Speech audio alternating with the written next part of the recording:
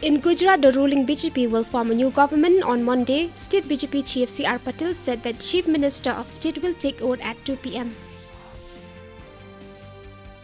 National Investigating Agency has arrested the mastermind behind Taran bomb blast in Punjab, Bikramjit Singh, after his extradition by the competent authority of Linz, Austria in coordination with Interpol authorities. The government is working with a holistic approach to strengthening the health sector and taking several steps to create better infrastructure and provide quality medical education in the country.